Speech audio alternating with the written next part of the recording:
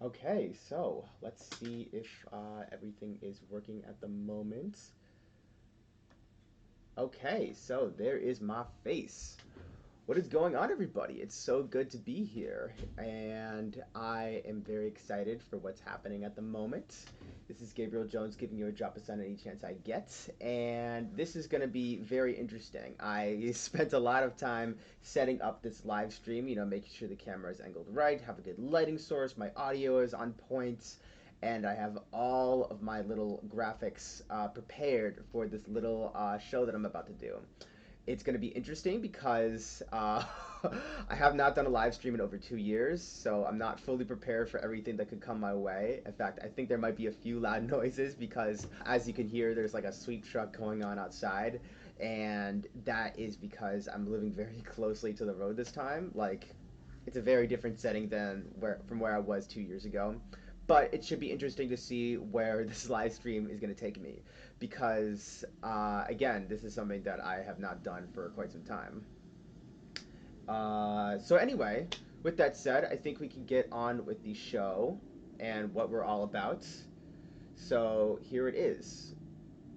Today, I am going to be doing a top 15 ranking of every semifinal one entry for this year's Eurovision.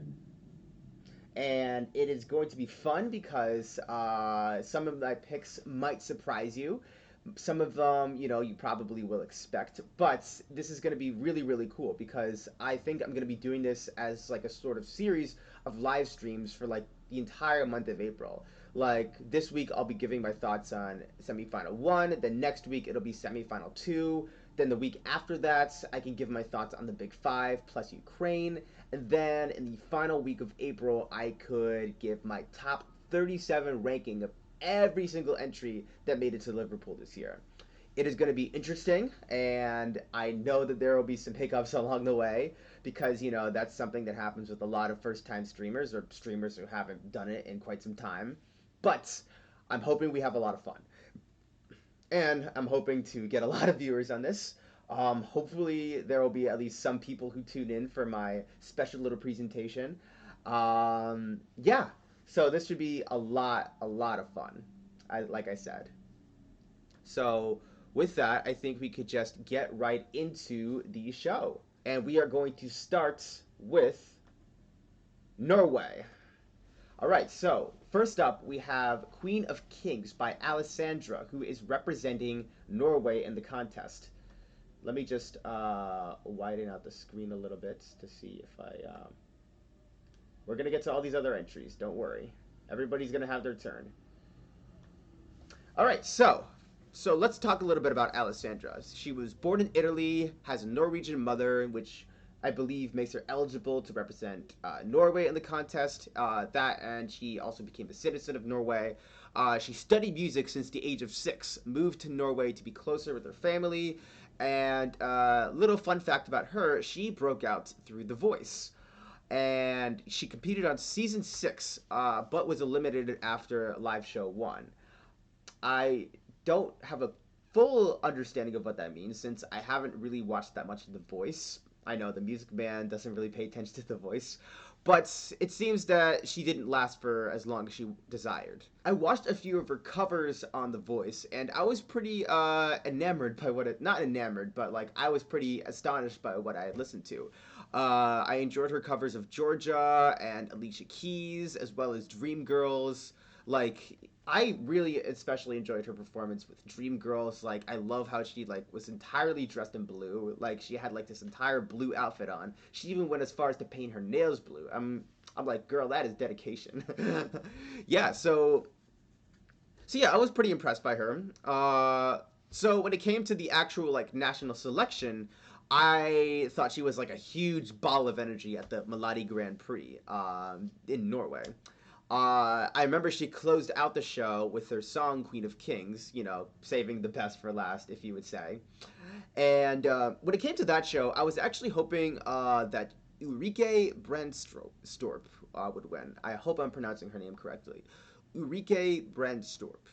And she had a song called Honestly, and that song really blew me away. Like, literally, like, every time they broke out into the violins and the drumming, I was just Like I literally felt like there was a gust of wind blowing me back. Yeah, the fashion sense, the hair blowing, it was a defiant anthem, a defiant breakup anthem. And yeah, I was really sure that that song would win, and it was close to winning too. Like she finished in second place, I believe, but Alessandra still finished with a landslide of a score. Uh, so a little bit of a bummer there, but I'm not too upset. Uh, so when it comes to Queen of Kings, I know that the song is huge on TikTok, and she sings with a lot of passion. Alessandra does, and she has a lot of stamina when it comes to that live performance. Um, and yeah, it's really really fascinating because I really liked that whistle tone at the end. Like that is like really like incredible. Like I wouldn't be surprised if that's what sealed her the win.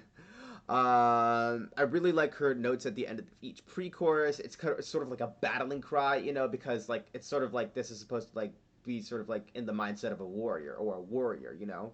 I like the violin during the bridge. You know, it seems like it's very like reminiscent of like her home country of Norway. You know, it has like a very Norwegian sound to it. You know, and generally I appreciate the message of the song. You know, it's about feeling comfortable in your own skin, expressing yourself in any way you feel like. And I know that she's openly bisexual, and she has stated that's what the song is explicitly about. And that's, I absolutely have to respect, you know. You see the flag in the background. I hang that with pride. Yeah, and I always appreciate it when the bisexuals win. Yeah, this is a great song. It has a lot of energy. It has a lot of energy that the contest could use, and yeah, I appreciate this one. All right, so next up on deck we have the Busker, who have their song "Dance Our Own Party." These guys are going to be representing Malta in the contest. Um, from what I've gathered, they formed in 2012. They had like two band members at first, and then they brought on a few others. One member, David Genovese, left the group in 2020, and that is what turned it into a trio. They took inspiration from 60s bands like the Beatles and the Beach Boys, and they began uploading to YouTube in 2013. I remember seeing some of the performances they would do on like the subway and like on the streets. That was pretty neat. I know that they released a few albums during the late 2010s, and when it came to their performance for the national selection,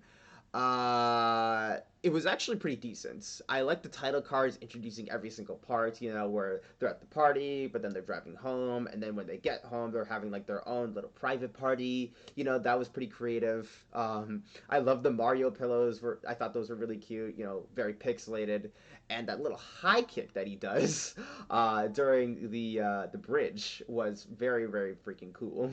You know, he was just like. Poof! Whew, I can't do it like on camera because my desk would be broken, but he was very flexible. And of course, the slick saxophone line was very awesome too. It has a nice groove to it. It is relatable in a sense. I normally feel pressured to endure nights of partying when really I would feel more comfortable at home. You know, like I don't really want to get like all spruced up and go out for like 2 or 3 hours and like keep that energy up because you know when you're at home just relaxing with yourself, that is just equally or even more relaxing and comfortable than you know say going out for the night. Um, but yeah, it's not exactly my favorite entry, but it is pretty enjoyable. If it does make the finals, I wouldn't be too upset about that. I think the contest could use an entry as fun as Dance Our Own Party. Okay, so up next we have Luke Black with his song Samo mi se spava. Samo mi se spava. I hope I'm pronouncing that right. And this guy is going to be representing Serbia. Okay, so he was born in Chakak. No, that's not how you pronounce it. He was born in Serbia though, as Luka Ivanovic, and he began making music at age 12. Moved to Belgrade to study English literature. Premiered, and he actually had a huge song premiere back when he was first getting started. I believe sometime in like the mid 2010s. premiered his song "Degeneration" at Groveland Festival, where he was recognized by Universal Music Group. Like, damn, that is huge. Like, go Luke. He became the first Serbian artist to be signed to the label, which is like very monumental, I would imagine. Officially released the song in February of 2015, that being Degeneration, and I would assume that it became really popular based on the number of views that it currently has on YouTube. I'm not entirely sure what that count is. Maybe it's like in the hundred thousands, but yeah, it's very impressive that he was able to gain so much popularity in his country, so much that he literally got signed to what is essentially an American music label, which is fantastic. Like, I am proud of him. He would go on to release his debut album the following month after February 2015, which would be like March 2015, so like roughly 8 years ago. He competed to represent Serbia for Eurovision in 2016, but lost to Sanja Vucic. I hope I'm pronouncing that right. I do not want to let any Serbians down. He released 2 more EPs in 2018 and this year also. And his performance at his national selection, I gotta say, was very gothic. This brings us to Samo spava, which was just this year. It reminded me so much of a video game. I think I was talking with someone in a Discord server, and the graphic that he had in the background sort of is meant to be like a mecha, which is sort of like this little like robot figure who's like larger than life. And yeah, that's pretty cool. I bet a lot of video game fans are gonna really dig that. And when it comes to the content of the song, Luke sings about not wanting to deal with serious issues in the world and play video games all day, but decides that he has to confront these issues head on, which is very commendable of him. He is definitely sort of like acknowledging that the world is in complete turmoil, especially when it comes to Europe, given like certain events that transpired in Europe. And he is just really hoping to sort of make a difference, I guess, trying to make an effort to really change the world, if you would say. And yeah, I really enjoyed the video game theme that the song has. He says "game over" at one point, and the Dark Overlord in the background says "this ends now." Yeah, that's my best impression of a video game overlord, if you would say. The aesthetic is not exactly my thing, but the performance does have value to it. The song is super creative, and it can do very well in the televotes. I think people are going to really connect with this one. So here's hoping that Luke scores some very delicious points. All right, so the 4th contestant for this semifinal is Sudden Lights with their song Aijā. That's how you pronounce it.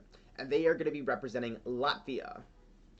This band, Sudden Lights, formed in 2012 in Riga.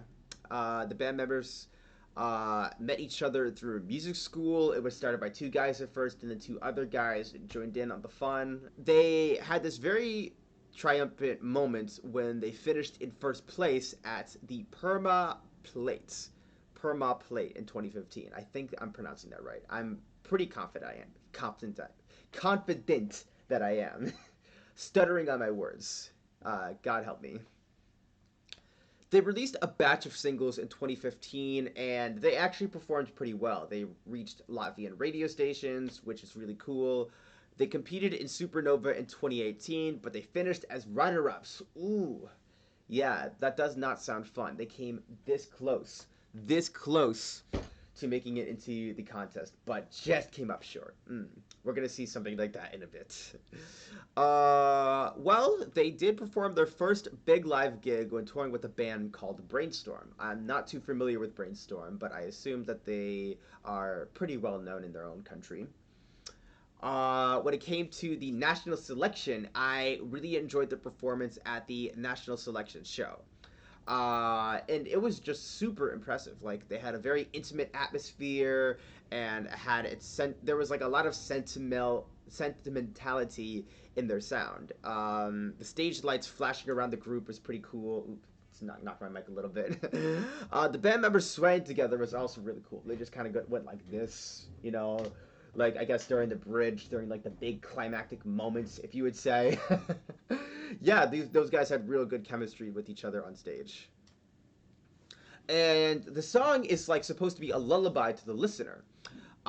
It's I believe it's supposed to be relevant to the war in Ukraine.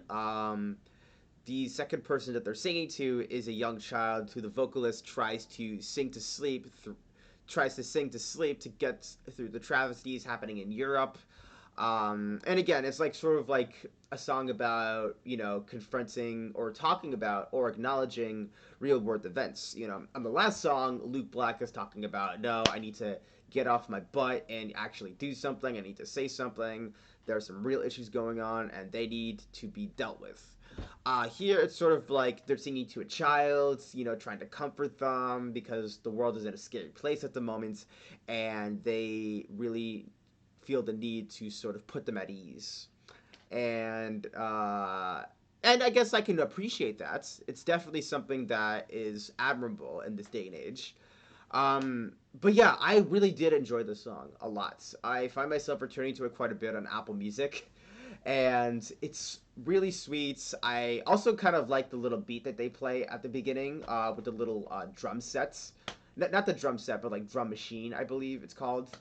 And it's so like very sentimental. Sentimental. I keep mispronouncing that word. That word is my kryptonite. But yeah, the song is very underrated, and hopefully it actually puts Latvia in the finals. Because from what I saw, they have actually been going through a bit of a drought when it comes to Eurovision. I believe they haven't made it to the finals since 2016, which was like about 7 years ago. Like Jesus Christ, that is a very long time. I remember their entry from last year, "Eat Your Salad," which I thought was pretty interesting. It is an interesting subject to sing a song about, but admirable. Eating vegetables is good. It helps keep your body functional. And yeah, I'm hoping that Sudden Lights can actually pull through and earn Latvia enough points that they make it to the finale. So, crossing my fingers for you guys. All right, and now to move on to a very special entry. This is Mimicat with her song "Ai Coração."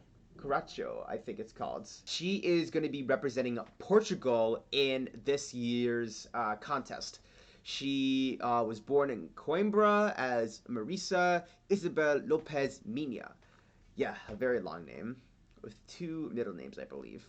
She began recording music at age 9, and I'm like, yeah, that is a lot of ambition to have at a very young age.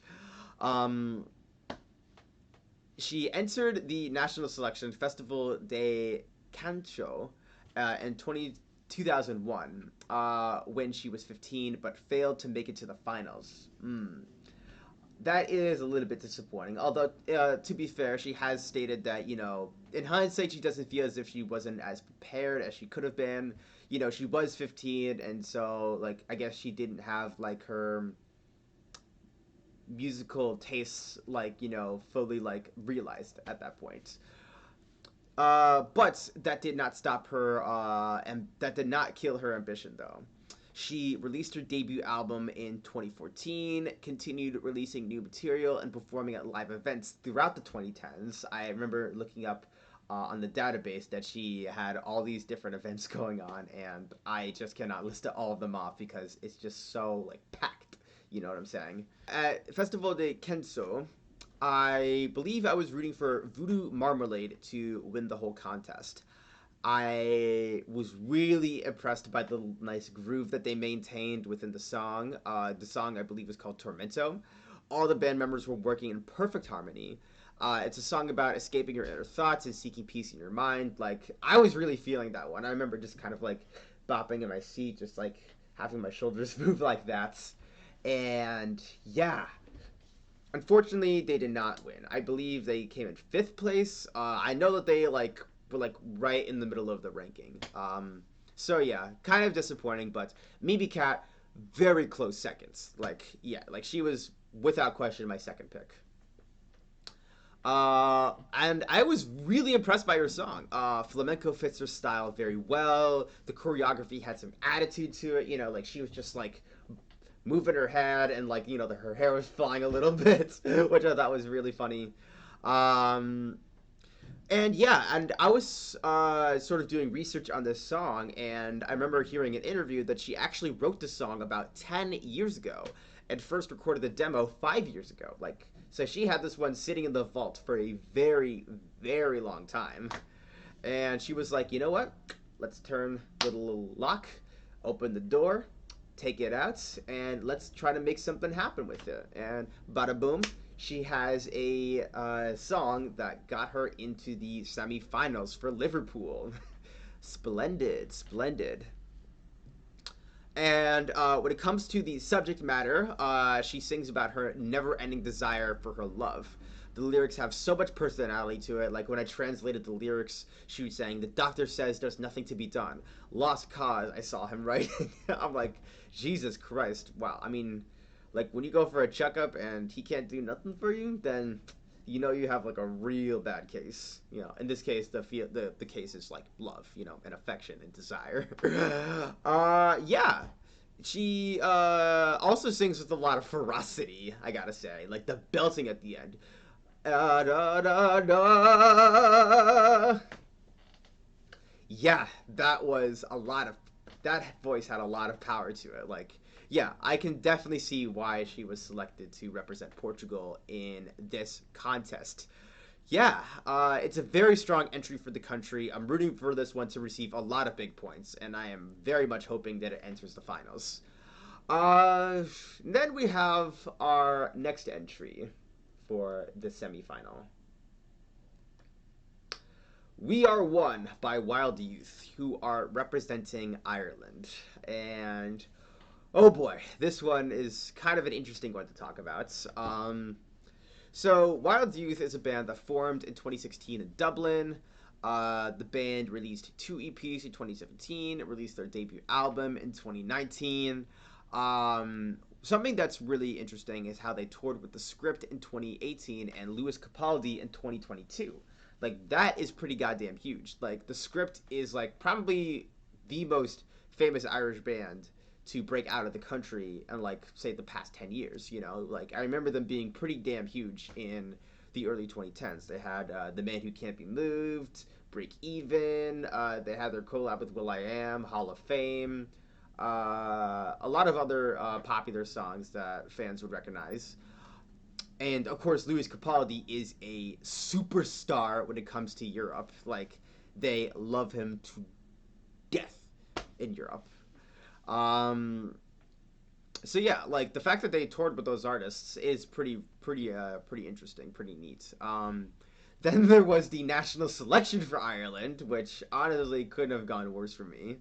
I remember tweeting out that Lila Jane's song was my top pick, and it ended up finishing in last.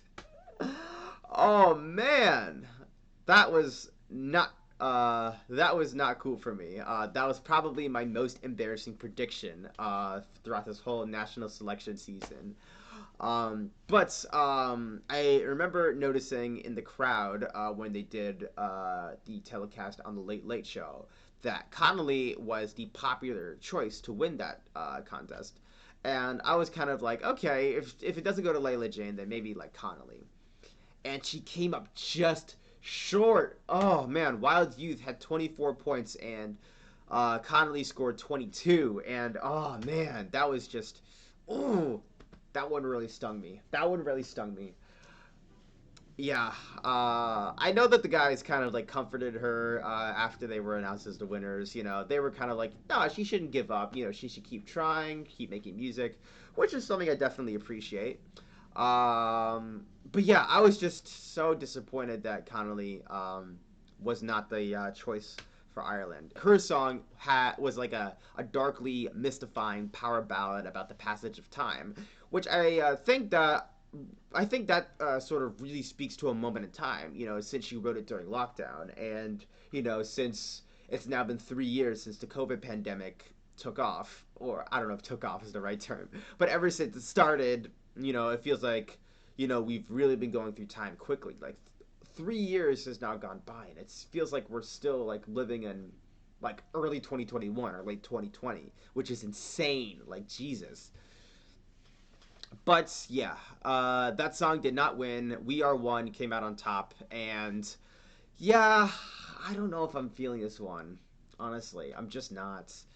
David Wellhand's glam rock suit is fancy, but aesthetically, there's not much I could say about the live performance itself. We Are One, I gotta say, sounds too much like it belongs on a FIFA soundtrack, and I don't really mean that in exactly the best way. It's a good message to send, like singing a song about unity, all of us coming together, for a special event, which is very much what Eurovision is about, of course. But, like, it's too generic, and they don't play with the message too much. Like, I mean, they seem like nice guys. They seem like pretty chill dudes, They feel like guys I can hang out with, and hopefully, like, they can release other material that's even better. But yeah, I really can't see this qualifying. This is gonna be a non-qualifier for me. Yeah. Now, then, but now we have our next entry. Let 3 with Mama Shu. This song is representing Croatia in the big contest. And yeah, this one is from a very interesting band, to say the least. Oh, God. These guys, Let 3, they formed in 1987 in Rijeka, which I believe is a city in Croatia. And these guys are known for being very provocative and edgy. Like, I swear to God, it is so insane, like, some of the stunts that these guys have pulled off. Like, I remember watching their national selection, and they had like the roses. They were wearing like the roses and whatnot, and had like the big like shimmering suits. And I thought that was like really like outrageous. But like once you read about some of the other stunts that these guys have pulled, you realize that their national selection show is pretty tame in comparison to all of that. I can't talk about it explicitly on stream, but just know it's extreme. In fact, they've even been banned in certain venues for their various stunts, which is insane. But yeah, they released their breakout album in 1996, and they instantly gained a cult status. They came out with several more critically acclaimed albums throughout the 2000s. They took a 5-year hiatus before releasing 2 more albums together in the 2010s. And then came their performance at Dora 2023. And it was nothing I was expecting. They dressed up in the makeup, the fake mustaches, and skirted uniforms. And then they had their frilly get-ups under the uniforms, which is insane. They had the missiles producing sparks. And yeah, very, very outrageous and very vulgar in certain areas. The song, of course, is an anti-war song. I could kind of tell by the way they were dressed up as like certain dictators and whatnot and soldiers. And it was kind of like a troll song aimed at Vladimir Putin. Mocking him for receiving a tractor from the leader of Belarus, a country that has been assisting Russia in the war against Ukraine. They're also chastising him for sending innocent lives to war, literally calling him a psychopath. Also blaming certain sectors of Russia for allowing Putin to rise to power and giving him the chance to invade Ukraine. And yeah, that's definitely something that's very admirable.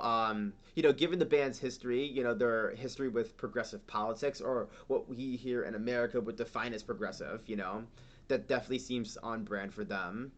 And yeah, given how shocking they tend to be, it also adds like a nice little like style to the whole message.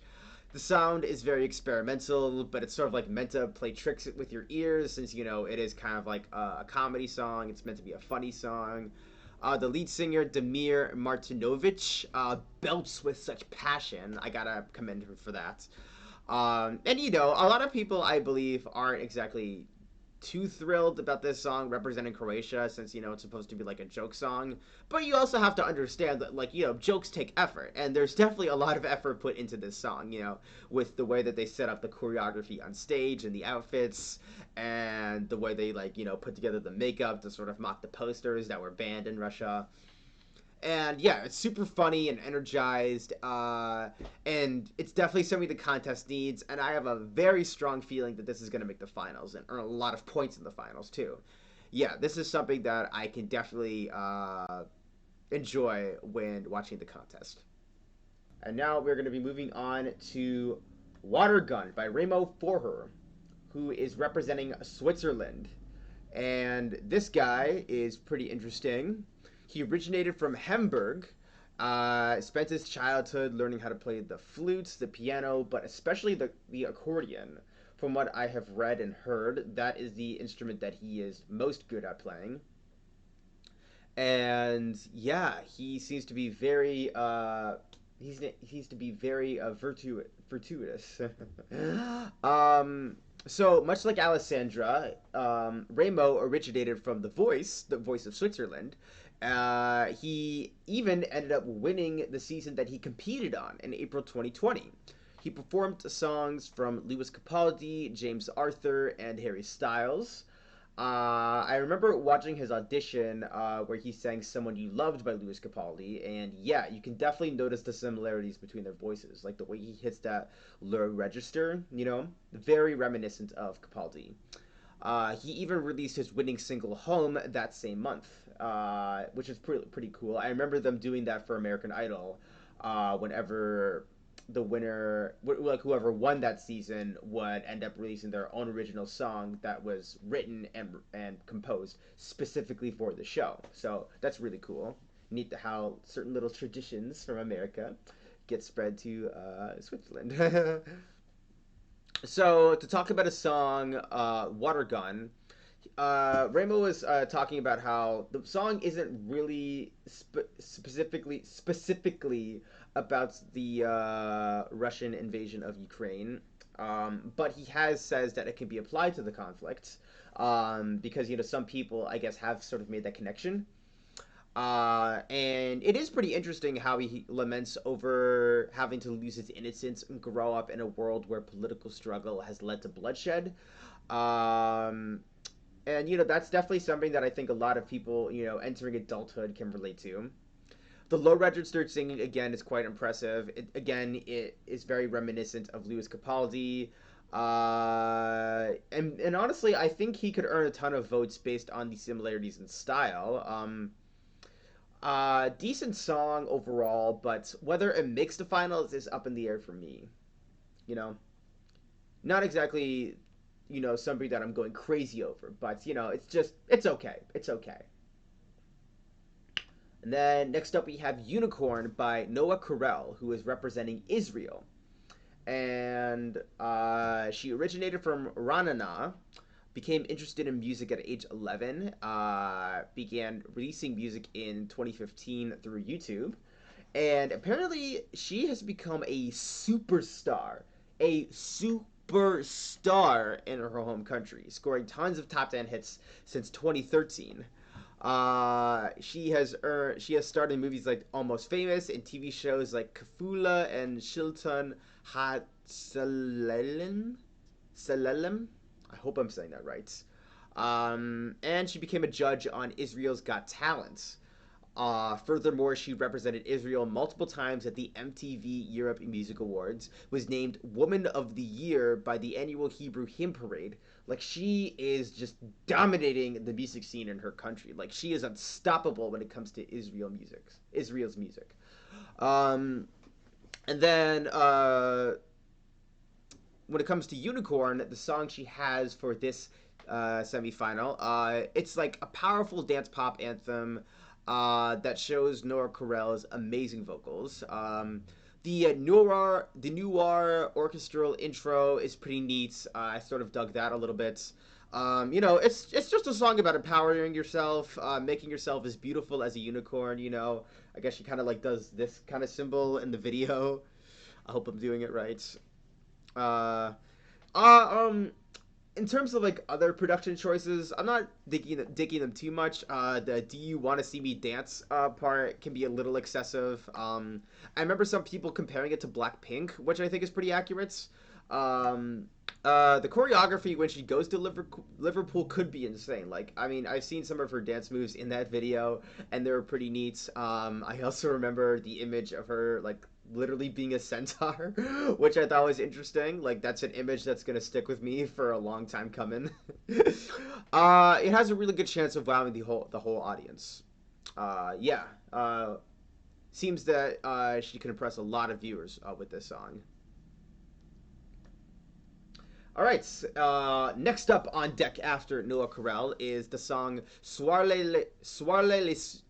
I'm having trouble pronouncing this one. God. Soarele si Luna. Soarele si Luna. There you go. Thank you. That song is by Pasha Parfeni, who is representing Moldova. He was born in Orhei as Pavel Parfeni, studied piano as a young kid, and later enrolled in a university to further strengthen his musical chops. And from what I've been reading, he is wholeheartedly a theater boy. Like, he studied that art form quite a bit when he went to school. He briefly sang for Sunstroke Project during the late 2000s. Sunstroke Project, I remember, actually competed in the Moldova national selection this year at when he debuted Soarele si Luna. Soarele si Luna. He won. So the thing with Pasha is that he is not an unfamiliar face when it comes to Eurovision. He won the Moldovan national selection in 2012 and competed in the Eurovision Song Contest in Baku when it happened in Azerbaijan. Okay, so my dude had a song called Latar, and this song had an upbeat trumpet song. It was an upbeat trumpet song about a wedding musician wanting to sweep a girl at the reception off her feet, which I think is a very unique sort of concept to write about. It kind of reminds me of that one Adam Sandler movie, The Wedding Singer, which I haven't seen myself, but I just know that's about like a wedding performer. And he ended up not performing too badly in the contest. He finished in 11th place with 81 points, which is definitely not a bad place to finish in. And, you know, he did a little bit of other work after that for Eurovision. Co-composed Aliona Moon's A Million, which represented Moldova in 2013, and finished in 11th place once again. Looks like 11 is Pasha's lucky number. So when it came to the national selection for this year, I tried to watch it, but I couldn't watch the full live stream for Moldova because the stream was lagging like crazy. Like I tried watching it on my laptop, then tried my phone, and I came up short-handed. And I think a lot of viewers also had that issue. Like I remember looking on Twitter and scrolling through the tweets, and people were like, "Yeah, stream is lagging for me as well." You know, kind of an issue. Like Moldova, you need to fix that, you know, so people can enjoy your show. But yeah, it was a really neat sort of competition. Trenulatul was the song from last year, and there was a choir opening up this year's national selection with a choir rendition of that song, which I thought was really cute, very neat. You could tell a lot of effort went into that, so that was pretty awesome. So when it came to Pasha's song, it stands out a lot more from some of his previous work. The tone is very warm, intimate, and ritualistic. I love the thunderous drums with the bass drop and the flute solo. It gives it a unique sound. And the song is about Pasha finding himself a beautiful lover within the woodland environment. I remember watching the video with the ladies wearing antlers on their heads, so it definitely gives like a woodland sort of vibe. The tune makes you feel like it's nighttime, you know? It's just very like, you know, atmospheric in a way, you know? This entry will make people feel glad that Pasha came back to the competition. So here's hoping that Soarele si Luna, pronounced it right this time, there you go. But yeah, Soarele si Luna hopefully will perform very well in the semifinal. And speaking of familiar faces in Eurovision, we now have Loreen's Tattoo, which is going to be representing Sweden. And oh boy, this is a singer that has been huge in Eurovision for many, many years. She was born in Akersberga, in I believe that's Sweden. Yeah, I know that her parents are Morocco immigrants, and so I believe she was born in Sweden in Akersberga. Akersberga. But yeah, she competed in Idol in 2004, but finished in fourth place, which is kind of a shame. But in the same tradition as Jennifer Hudson, she went on to become the most iconic singer to ever appear in that contest. She worked as a voice actor in films like Shrek the Third and The Smurfs, I believe, dubbing the voices for those characters in the films, which were originally American movies. She first competed in Melodifestivalen with My Heart Is Refusing Me. She ultimately lost, but her song did reach the top 10 on the Swedish charts. She appeared at Melodifestivalen again with Euphoria, and won this time. And oh boy, this song would go on to become a super iconic number in the entire history of Eurovision's contest. It won in 2012 with a total score of 372 points. There is not even 372 days in a year. Like, goddamn, that is good. The song reached number one in 16 countries and was certified 9 times platinum in Sweden. That is 9 times. Like, Jesus Christ. Like, that is, like, monumentally good.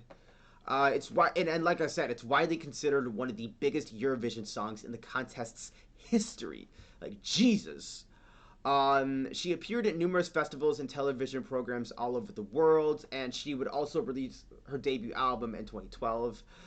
She competed in Melodifestivalen a third time with Statements, but failed to make it to the finals. Like, that's actually kind of surprising, you know, given how iconic the number has now become. You would expect her to, you know, at least make it to the finals, you know. Maybe she would win, like, you know, the national selection, but, you know, she would at least get far. But I guess 2017 was not her year. Like, oh, jeez.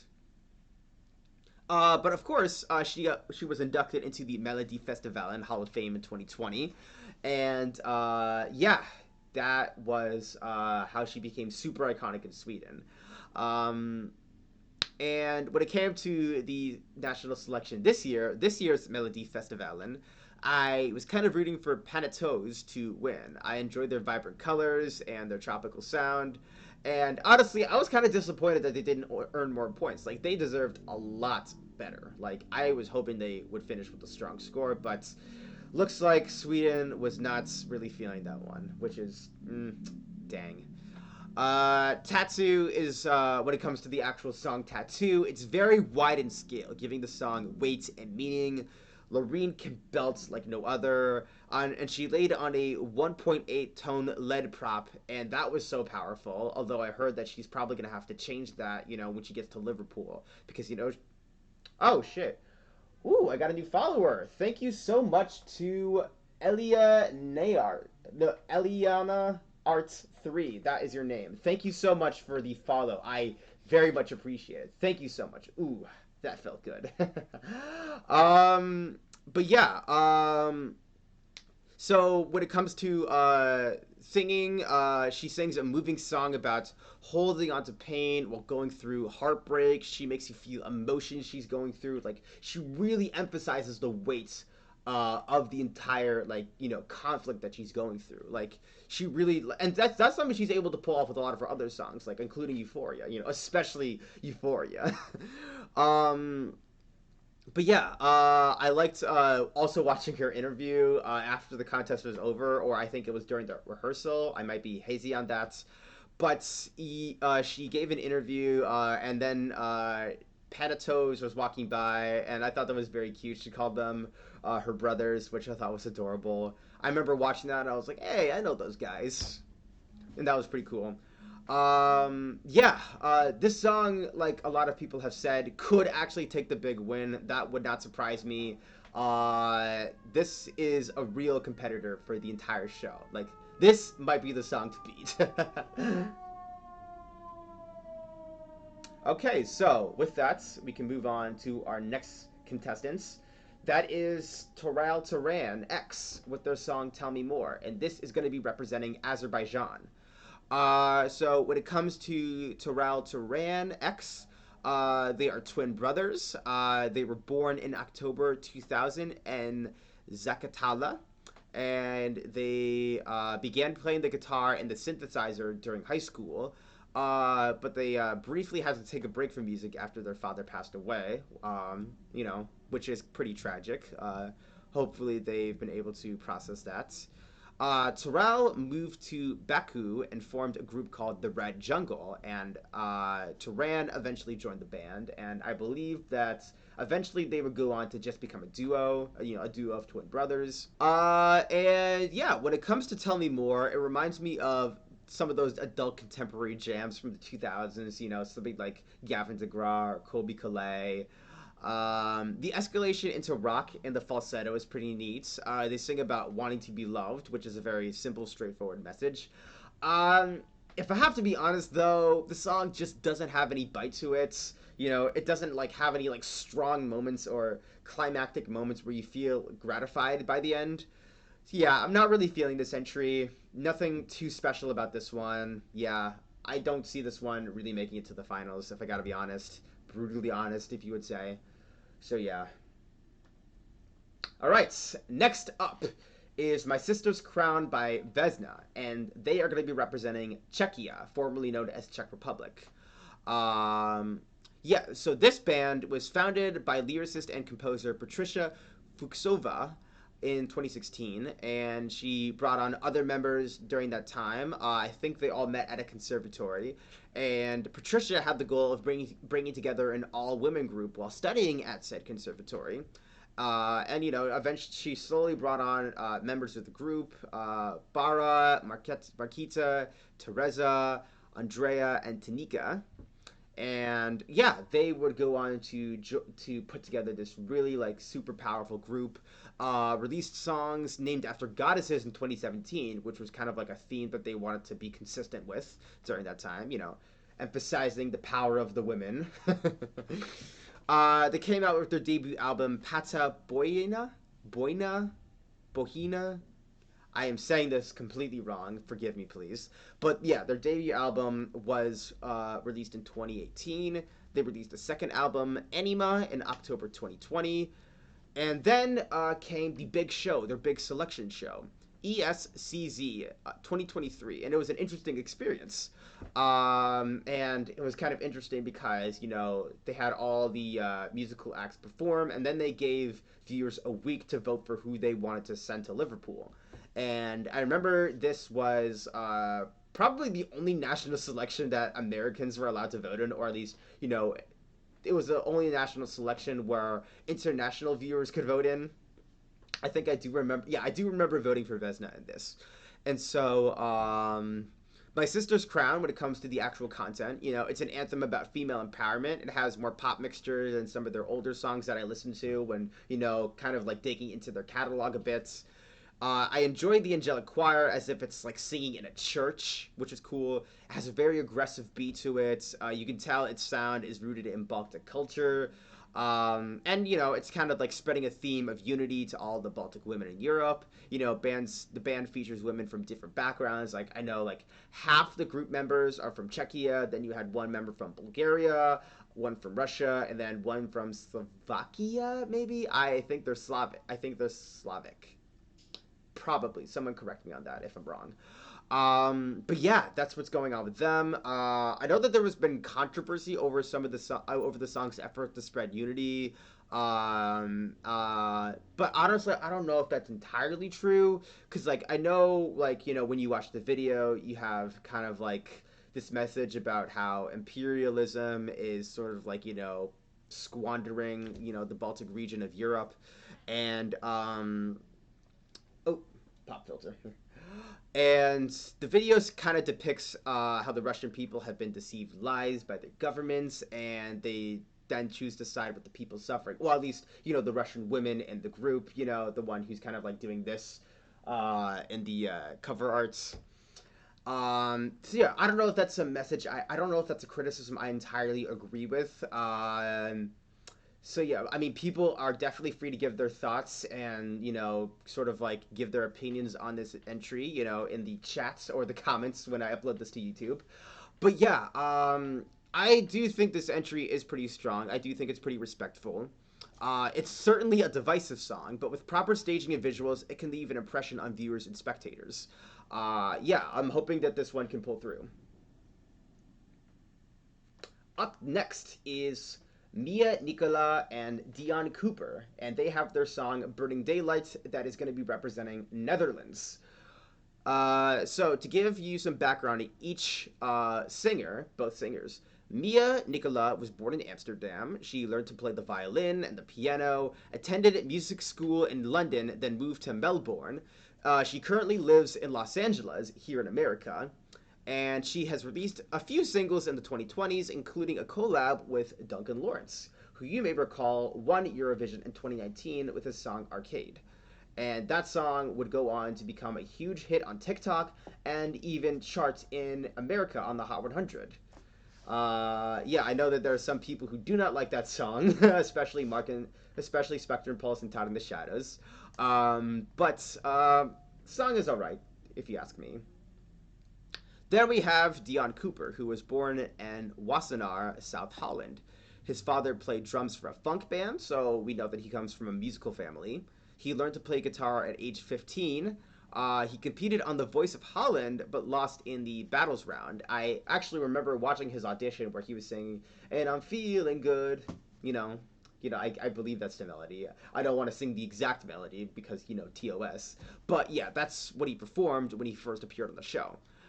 He would go on to release his debut EP, Too Young, Too Dumb, in 2021, and he would open up for a little-known artist called Duncan Lawrence. Yeah, he opened up for him on tour, and he even released 2 songs written by Lawrence.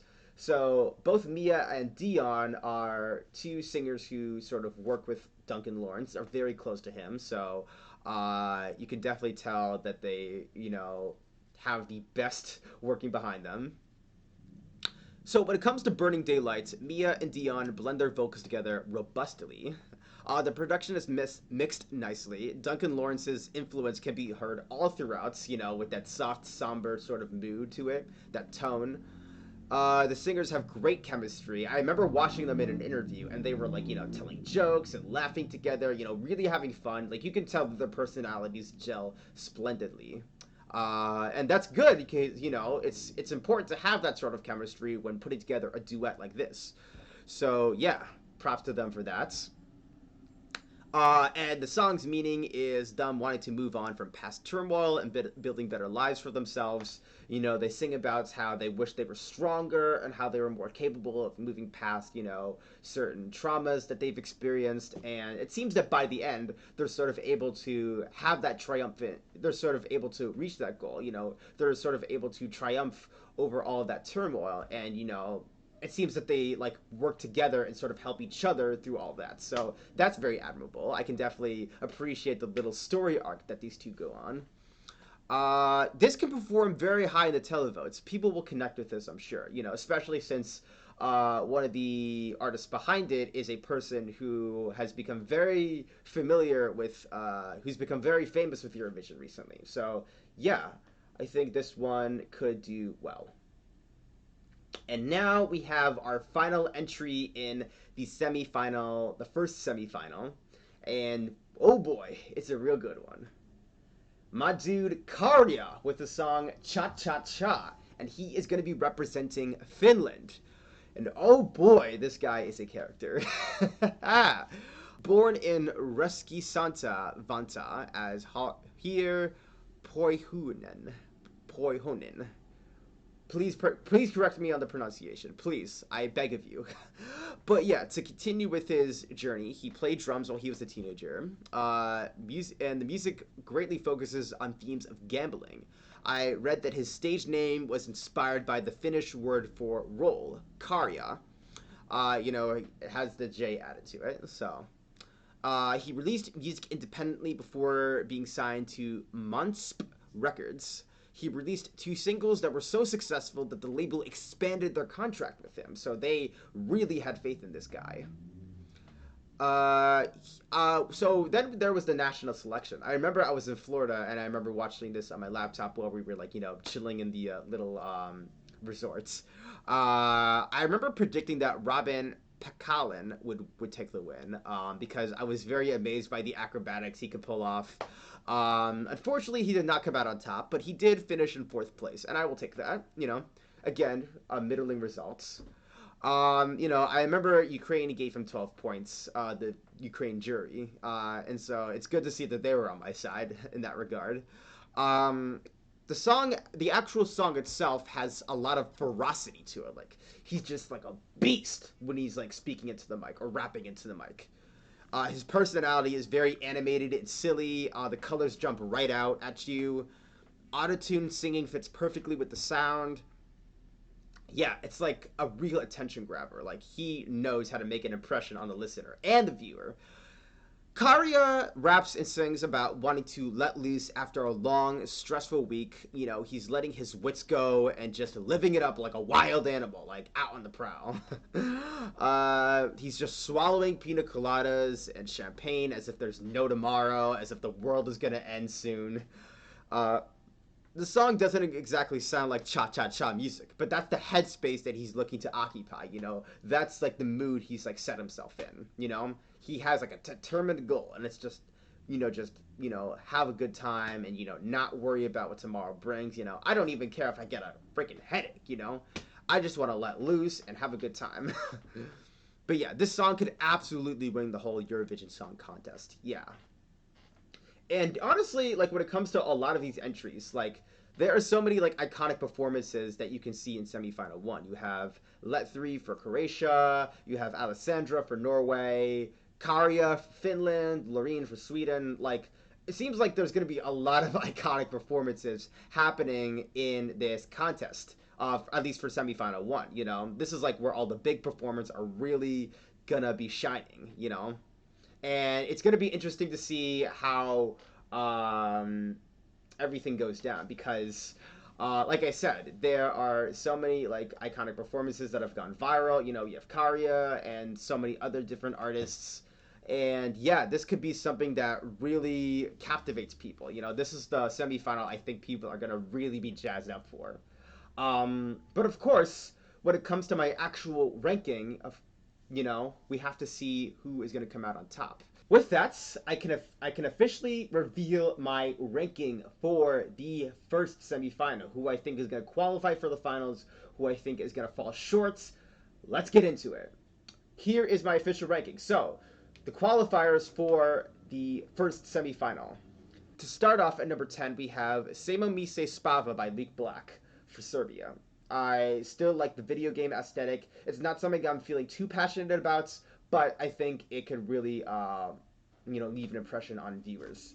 Um, so number 9 is Mia Nicolai and Dion Cooper with Burning Daylight, which is going to be for Netherlands. I wasn't feeling this one too much at first. To be honest, I actually kind of thought it was overrated. I thought people were kind of praising it a little too much, but after I've allowed it to sit with me, I think I can really like get it. I appreciate the singer's chemistry. It definitely is competently produced, and yeah, I think this one does have a nice shot at making it to the finals. Number 8 with 3 points, I have Sudden Lights with their song Aijā, and that is for Latvia. This one I think is pretty underrated. I would call this the most underrated song for semifinal one. It's very sweet, it's very somber, but it's very comforting at the same time. I really like how these guys set the tone. I like the framing of it. And yeah, this one I am feeling confident could make it. I know Latvia has been struggling to make it to the finals for several years at this point, but I am crossing my fingers that this could break the drought. At number 7, with 4 points, I have My Sister's Crown by Vesna for Czechia. I know this one is super divisive. People have very strong feelings when it comes to My Sister's Crown, but I still think that this one is very powerful. I like the sentiment that it has to share. I think the singers are very nice and they know how to gel with each other smoothly. This song, I think, is definitely a qualifier. At number 6 is Alessandra with her song Queen of Kings for Norway. This song I ranked a lot lower than I thought I would, because I was very impressed by some of the other entries. But I still really like it. I love her whistle tone towards the end. She is a real ball of energy. She's super sweet. I really like the sort of techno mixture with it. And of course, we always love to see the bisexuals win. So here's hoping that Alessandra makes it to the finals. I think it's pretty much set in stone for her, but here's hoping that she scores a lot of points. At number 5, with 6 points, I have Pasha Parfeni with Soarele si Luna. That is for Moldova. Pronounced it right. We're on a roll. This one kind of grew on me quite a bit. I wasn't feeling it too much at first, but I really like the mood that it sets. I love the instruments that are played throughout, like the drums and the flute. It's a nice little intimate song about wanting to get together with your lover and start like a really meaningful relationship, like a very like meaningful marriage. And so yeah, Pasha I think has some good stuff going on here. I think viewers going to be very thrilled that he's coming back, and yeah, he could leave a real big impression on the spectators. At number 4, we have Loreen with their song Tattoo for Sweden. I know people are really hyped about this one. I know some people might be a little disappointed that I ranked her with 7 points only, but I still really like this one. Personally, it doesn't hit me as much as the top 3, which we're going to get to in a moment. But I really do like her entry. I think it's very powerful. She knows how to sing with passion and glory. And yeah, much like Pasha Parfeni, people are going to be very ecstatic that she's coming back. And yeah, she is a real competitor to look out for. My 8 points are going to be going to Mimicat with Aijā, who is for Portugal. I really liked her personality on stage. I like her personality off stage. She is very lively and colorful. She has a lot of attitude. She definitely has a lot of wisdom when it comes to live performances. She really seems to know her stuff when it comes to music. I really liked A Coração, and it had a lot of personality behind it. The flamenco sound I thought was very unique. She knows how to work it. She has a lot of confidence, and she really sells her feeling of passion and desire to the listener. So yeah, I am definitely rooting for this one, and hopefully she will pull through. I think this one is going to qualify. My 10 points are going to Käärijä for Cha Cha Cha, representing Finland. This one is ultra powerful. I really like this one. I know I didn't rank it as my top winner when the national selection for Finland was airing, but I am still very impressed by it. It is something that I've been listening to nonstop ever since the national selection took place. Uh, Käärijä has a great personality. He's very sweet, very fun to talk to. I've liked him in interviews. And so, yeah, Cha Cha Cha, absolute definite qualifier. And finally, my 12 points, my number 1 ranking is going to Let 3 with Mama Sh, which is representing Croatia. I really like the humor of this song. I really like the passion that they sing it with. It's definitely going to be a qualifier. I know some people aren't exactly feeling the humor and the off-color sense of humor, but I am. It's my list after all. So yeah, 12 points. My 12 points are going to Let 3 with Mama Sh for Croatia. And then, if we turn over to the right of the screen, I was not turning right, I was looking away. This is how you turn right, of course. But yeah, over here is my list of non-qualifiers. TuralTuranX for Azerbaijan with Tell Me More. Doesn't have a lot of bite to it. It is sweet, but it's not something that I can see making it to the finals. Then there's Wild Youth with We Are One for Ireland. Very generic. Again, cool guys, but very bland song. Number 13, I have the Busker with Dance Our Own Party, which is for Malta. Again, I wouldn't be too upset if this song makes it into the finals, but it was just outmatched by some other competition. So, sorry, Busker.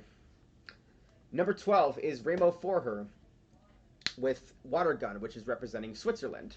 This song, I think has a nice sentiment to it. Remo seems like a competent singer, but yeah, it's again, a little bit up in the air for me. You know, it's like a song that I'm, not entirely sure is gonna make it. So we'll have to see there. And then finally, Noa Kirel with Unicorn, which is representing Israel.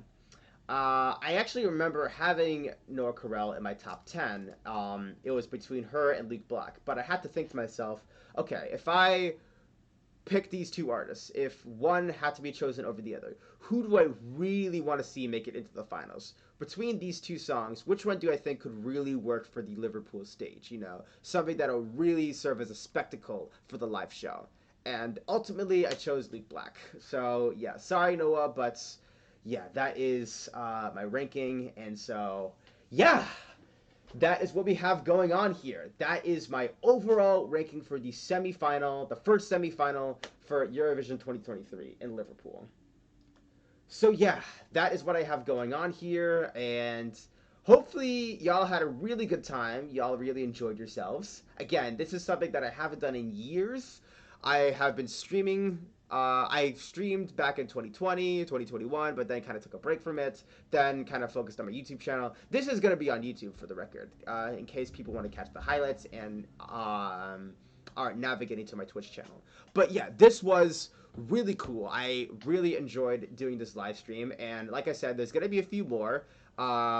This is just the first semifinal. Next week, we're going to talk about the second semifinal. The week after is going to be the Big Five plus Ukraine. And then I will give my top 37. 37.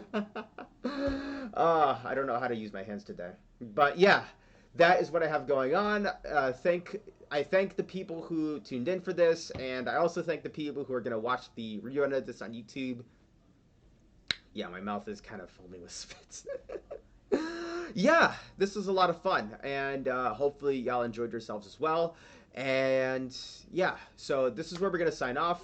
My name is Gabriel Jones, and the sun may be setting, but I hope you're able to suck up those drops. Y'all take care of yourselves. Goodbye.